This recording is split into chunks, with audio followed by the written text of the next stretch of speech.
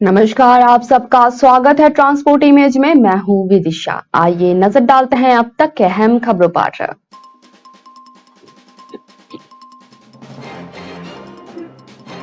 केंद्र सरकार को बड़ी राहत, दिल्ली हाई कोर्ट ने अग्निपथ योजना को माना बिल्कुल सही।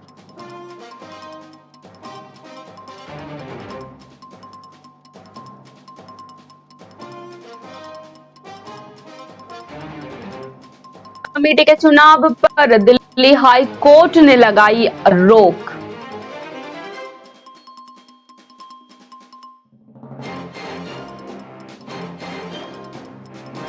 मनीष सिसोदिया को सीबीआई ने किया गिरफ्तार। हिरासत में लिए गए संजय सिंह सहित कई आप नेता।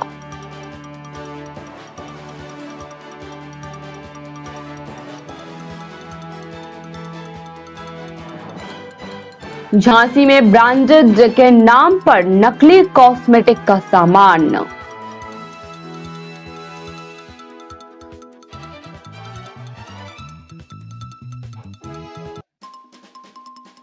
जेल में बंद अतीक अहमद के भाई बेटे से किसने की थी मुलाकात?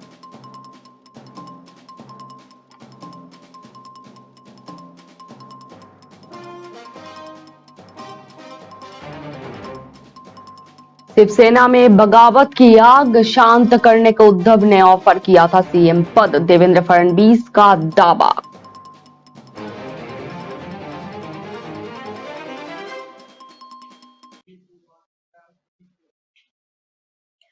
आइए जानते हैं खबरें विस्तार से। दिल्ली हाई कोर्ट से अग्निपथ योजना के मामले में केंद्र सरकार को बड़ी राहत मिली है। अदालत ने केंद्र सरकार की अग्निपथ योजना को सही मानते हुए इसे चुनौती देने वाले याचिका को खारिज कर दिया। दिल्ली हाई कोर्ट के चीफ जस्टिस सतीश चंद्र शर्मा और जस्टिस सुब्रमण्यम प्रसाद की बेंच ने सोमवार को ही ये फैसला सुनाया। कोर्ट ने याचिका रद्द करते हुए कहा कि अग्निपथ योजना राष्ट्र हित में ही है और ये हमारे सैन्य बलों को बेहतर बनाने के लिए लाई गई है। दिल्ली हाई कोर्ट ने पिछले साल 15 दिसंबर को फैसला सुरक्षित रख लिया था। सशस्त्र बलों में युवाओं की भर्ती के लिए अग्निपथ योजना पिछले साल 14 जून को ही शुरू कर दी गई थी। योजना के नियमों के अनुसार 17.5 से 21 वर्ष के आयु के लोग आवेदन करने के पात्र हैं और उन्हें 4 साल के कार्यकाल के लिए शामिल किया जाएगा। योजना के तहत उनमें से 25% की सेवा नियमित कर दी जाएगी।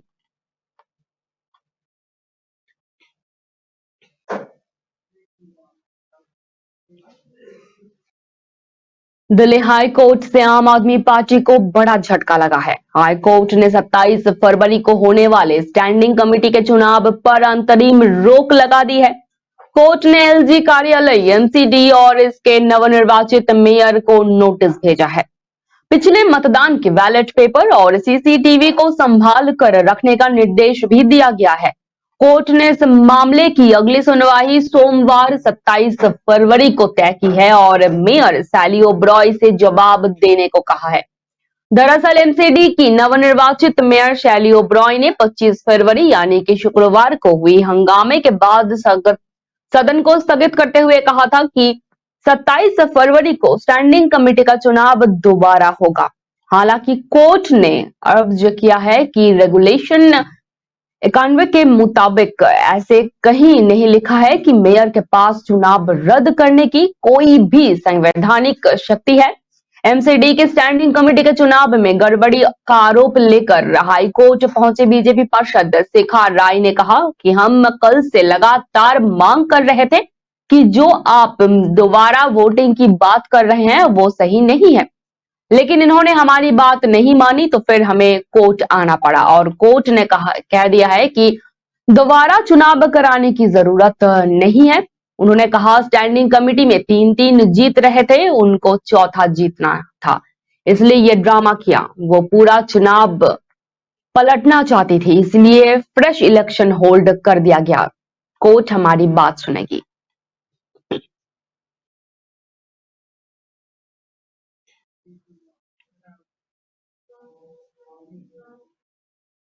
दिल्ली के उप मुख्यमंत्री और आम आदमी पार्टी के वरिष्ठ नेता मनीष सिसोदिया को सीबीआई ने गिरफ्तार कर लिया है। दिल्ली की आबकारी नीति बनाने में कथित अनियमितताओं से जुड़े मामले में लगभग 8 घंटे की पूछताछ के बाद सीबीआई ने उन्हें गिरफ्तार कर लिया। इस बीच दिल्ली पुलिस ने शहर में सुरक्षा व्यवस्था बढ़ा दी है और लॉ एंड ऑर्डर की स्थिति को देखते हुए आप सांसद संजय सिंह सहित पार्टी के कई नेताओं कार्यकर्ताओं को हिरासत में ले लिया गया है। वहीं मनीष सिसोदिया को लेकर सीबीआई से जुड़े सूत्रों ने बताया, आईपीसी की धारा 120 बी 427 ए पीसी एक्ट 7 के तहत गिरफ्तारी हुई है। उन्हें कल राउज एवेन्यू कोर्ट में पेश करके सीबीआई रिमांड मांगेगी। सूत्रों के मुताबिक सिसोदिया को सबूत नष्ट करने के आरोप में गिरफ्तार किया गया है। सूत्रों के मुताबिक सिसोदिया पर कई फोन सेट नष्ट करने का आरोप भी लगाया गया है। इस बीच सीबीआई हेडक्वार्टर की सुरक्षा बढ़ा दी गई है।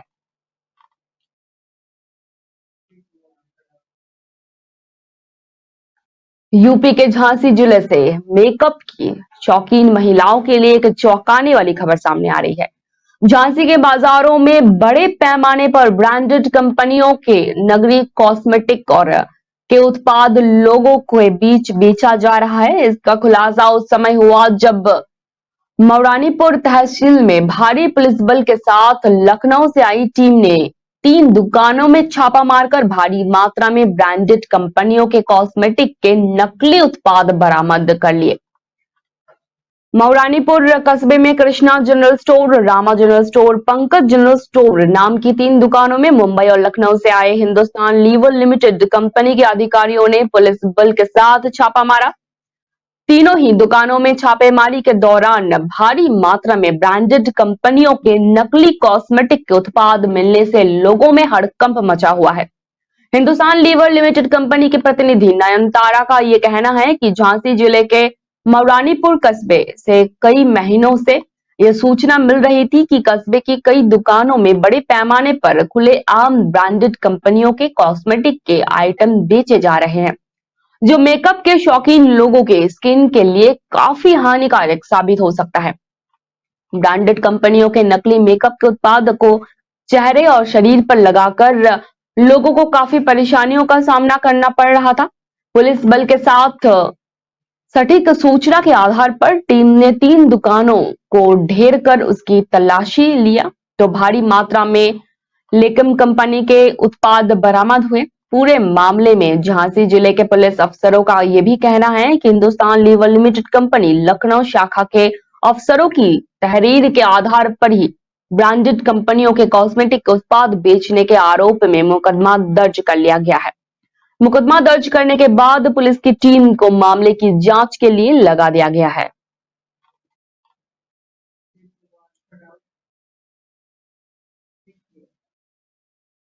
राजूपाल हत्याकांड के प्रमुख गवाह उमेश पाल और उनकी सरकारी गनर संदीप निषाद की हत्या के मामले में जांच कर रही पुलिस और एसटीएफ को मुख्तार अंसारी गैंग में शामिल होने के कनेक्शन भी मिले हैं। पुलिस और एसटीएफ को शक है कि उमेश लाल हत्याकांड में मुख्तार गिरोह भी शामिल हो सकता है।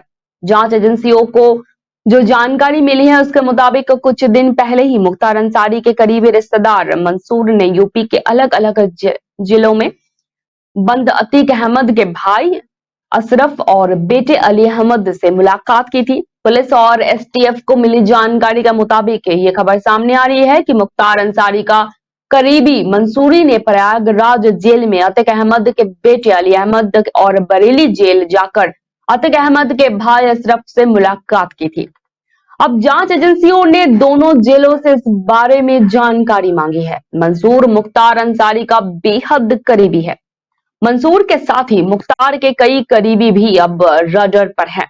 एसटीएफ जल्द ही कुछ लोगों को हिरासत में लेकर पूछताछ भी कर सकती है। गौरतलब यह है कि मुख्तार अंसारी और अतीक अहमद में शुरू से ही काफी नाराजगियां रह रही है और अब पुलिस और एसटीएफ की जांच मुख्तार गिरोह की तरफ से भी मुड़ गया है। मिल रही जानकारी के मुताबिक उमेश पाल और उनके गनर की हत्याकांड में मुख्तार गिरोह पर भी शिकंजा कस सकता है। आपको ये बता दें कि अतिक अहमद और उसका परिवार उमेश पाल मर्डर केस में नामजद है। हालांकि इस हत्याकांड में 3 दिन बाद ही पुलिस किसी भी हत्यारोपी को अभी तक गिरफ्तार नहीं कर सकी है।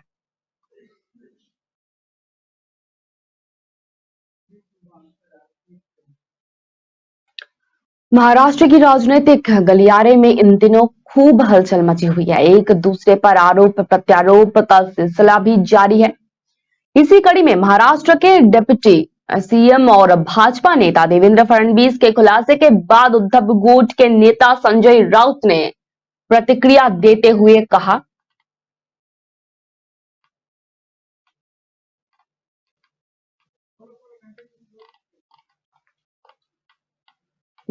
कहा कि संजय राउत ने प्रतिक्रिया देते हुए ये साफ किया कि फडणवीस को सनसनी फैलाने का शौक चढ़ा है। वही राउत के इस प्रतिक्रिया पर फडणवीस ने भी पलटवार किया।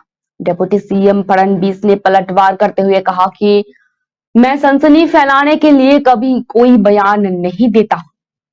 जो बयान मैं देता हूं उसका मेरे पास हमेशा सबूत होता है। फिलहाल वो वक्त नहीं है, जब वक्त आएगा तो सारी बातें बताऊंगा। संजय राउत ने बीते शनिवार को ही ये कहा था। देवेंद्र फडणवीस को सनसनी पैदा करने का शौक चढ़ा है। जब विपक्षी नेता थे तब के फडणवीस और अब के फडणवीस में बहुत फर्क दिखाई देता है। अब उनके अंदर इस तरह की टंटबाजी और सनसनी पैदा करने का शौक क्यों पैदा हो गया है ये मुझे मालूम नहीं। राजनीति में हम एक दूसरे से हमेशा बातचीत किया करते थे। संजय राउत ने यह भी कहा कि उद्धव ठाकरे ने फडणवीस को सीएम पद का ऑफर दिया था। आज वे क्या है डिप्टी सीएम और कितने वक्त तक वे इस पद पर रहेंगे कहना मुश्किल है। ये सब दिल्लीश्वरों की मर्जी पर ही निर्भर है। अब तक फडणवीस सनसनी का आनंद लेते दिख रहे थे। दरअसल एक मराठी चैनल से बातचीत करते हुए डिप्टी सीएम देवेंद्र फडणवीस ने कहा था कि हाँ, मुझसे संपर्क किया गया था, लेकिन मैंने जवाब दिया है कि हम आगे बढ़ गए हैं। मुझसे ये भी कहा गया था कि जो हो गया सो हो गया, अब आप सीएम बनिए। मैंने स्पष्ट कर दिया है कि वो क्षण बीत चुका है।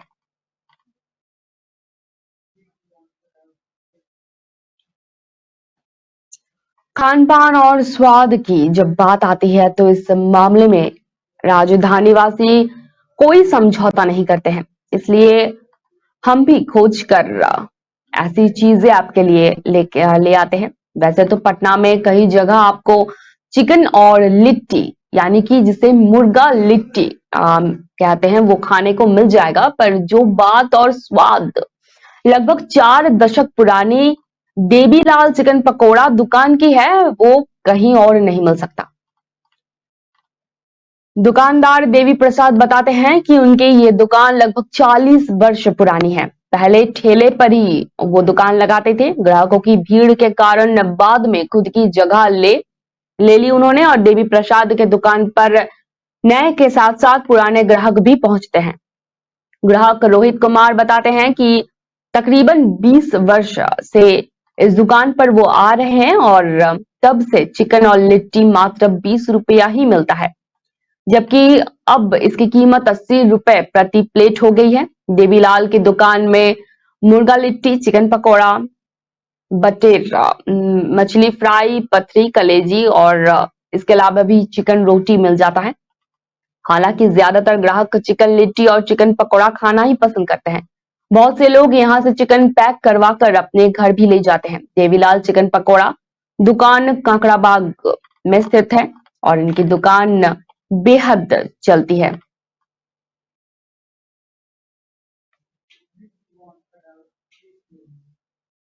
मध्य प्रदेश के छतरपुर में 26 फरवरी को 4 साल की मासूम बच्ची बोरवेल में गिर गई। इसकी खबर लगते ही पूरे इलाके में हड़कंप मच गया। बच्ची 30 फीट की गहराई पर फंसी हुई थी। सूचना मिलते ही कलेक्टर, अधिकारी और राहत बचाव दल आनंद फानन में मौके पर पहुंचे। घटनास्थल पर तुरंत ऑक्सीजन, सीसीटीवी और जेसीबी मशीनों की व्यवस्था की गई। 5 घंटे की मशक्कत के बाद आखिरकार बच्ची को बोरवेल से सुरक्षित निकाला गया। इस घटना का वीडियो सोशल मीडिया पर वायरल हो चुका है। इस घटना पर मुख्यमंत्री शिवराज सिंह चौहान ने पल पल की जानकारी ली। उन्होंने बच्ची की मां से भी बात की। जानकारी के मुताबिक घटना छतरपुर के बिजावर थाना इलाके के ललगुम्बा गांव का ही है। यहाँ स्थित राशि उर्फ नैन्सी पिता रविशंकर विश्वकर्मा खुले खेत में ही खेल रही थी और वो शाम 4:30 बजे अचानक खेत में बनी बोरवेल में गिर गई। घटना का पता उस वक्त चलता है जब उसकी परिजन उन्हें उसे नहीं ढूंढ पाते हैं और ढूंढते हुए वहां पहुंचते हैं। जब वो बाहर नहीं मिल पाती है तो आसपास तलाश किया जाता है। इतने में ही उन्हें बोरवेल से मासूम बच्ची के रोने की आवाज आती है।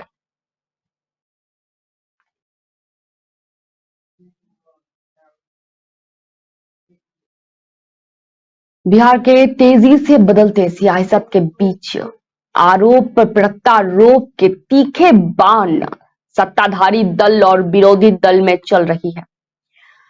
अब बात यह है कि इस बीच बीजेपी के केंद्रीय मंत्री गिरिराज सिंह ने नीतीश कुमार पर एक और गंभीर आरोप लगाते हुए बोला है कि केंद्रीय गृह मंत्री अमित शाह ने प्रोटोकॉल के तहत नए राज्यपाल के बिहार भेजे जाने की जानकारी के लिए नीतीश कुमार को फोन किया था, जो एक प्रोटोकॉल है।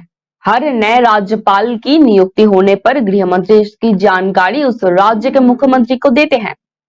इसी प्रोटोकॉल के तहत गृह मंत्री अमित शाह ने इसकी जानकारी नीतीश कुमार को भी दी थी, लेकिन नीतीश कुमार ने इसको सार्वजनिक कर राजनीतिक फायदा उठाने और राजद पर दबाव बढ़ाने की कोशिश की है, जो बेहद शर्मनाक है। ये सारी बातें ये बताती हैं कि आज की तारीख में नीतीश कुमार की राजनीतिक विश्वसनीयता पूरी तरह से खत्म हो चुकी है।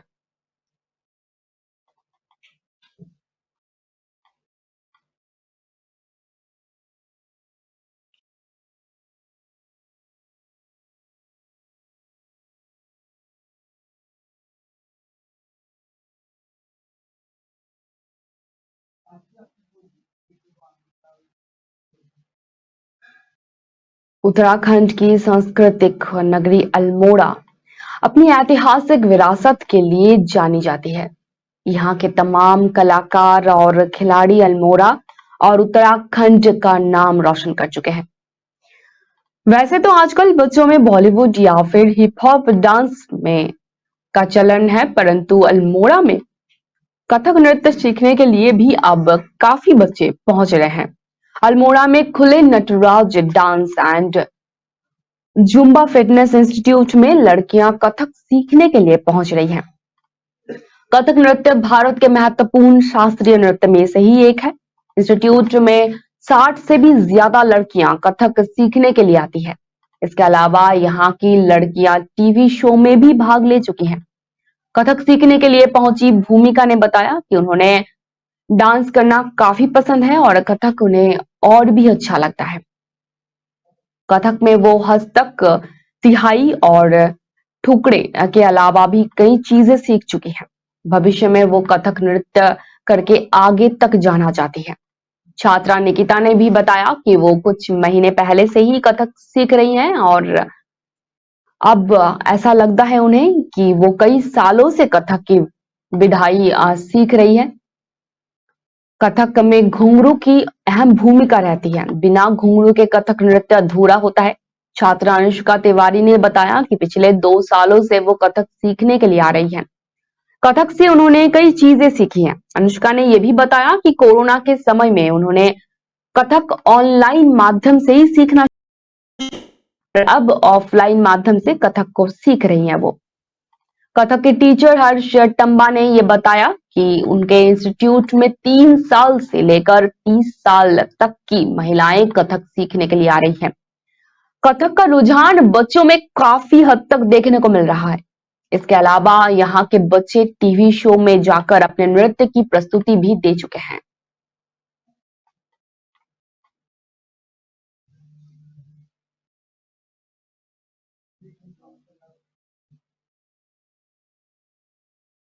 मुख्यमंत्री पुष्कर सिंह धामी ने रविवार को टिहरी के तिबाड़ गांव में दिन की शुरुआत खेतों में जुताई से की।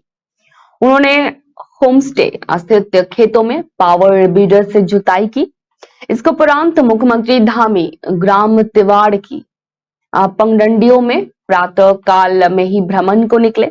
भ्रमण के दौरान मुख्यमंत्री धामी ने गांव में स्थित विभिन्न होम स्टे का निरीक्षण किया एवं ग्राम वासियों की सराहना की।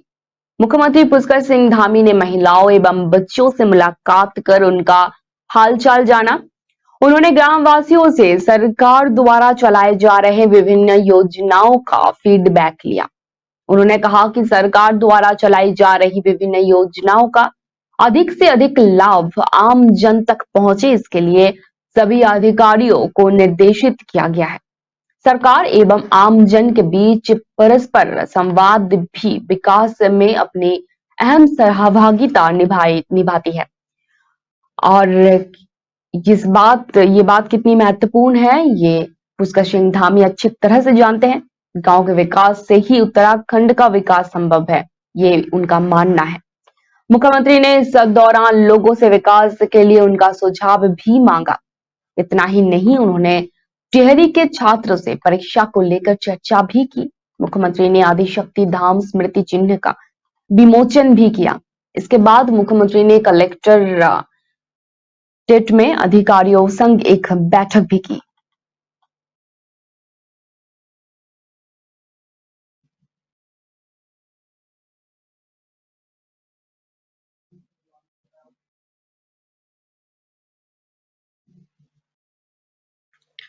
उत्तराखंड की राजधानी देहरादून के पलटन बाजार के दुकानें अब सुंदर और एक समान दिखने लगे हैं। सरकार ने व्यापारियों को अब शेड की सौगातें दी है। अगर दुकानदार को ये काम करवाना होता है तो उन्हें 30 से 40 हजार रुपए खर्च करना पड़ता है, लेकिन सरकार की तरफ से उन्हें ये निःशुल्क मिल रहा है। धमावाला बाजार के दुकानदार गुरु गोविंद सिंह का कहना है कि हम लोगों के लिए सरकार ने अच्छी सुविधा कर दी है। इससे पूरा बाजार एक समान दिखने लगेगा। वहीं दुकानदारों के साथ साथ ग्राहकों को भी बाजार अब और ज्यादा सुंदर लग रहा है। पलटन बाजार के दूसरे दुकानदार मानिक जैन का ये कहना है कि इस बाजार में छोटे बड़े कई तरह के दुकान हैं। कोविड के बाद इतनी कमाई नहीं हो पाती है कि दुकान की सजावट पर ध्यान दिया जाए। दुकान के खर्चे पूरे हो जाएं, वही बड़ी बात है। ऐसे में हम लोगों के लिए ये सरकार की अच्छी प्रयास है।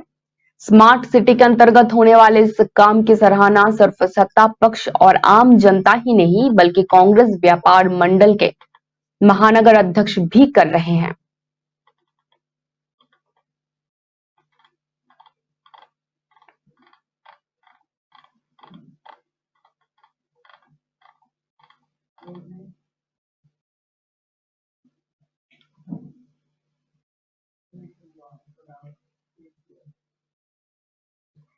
अब तक के लिए इतना ही, धन्यवाद।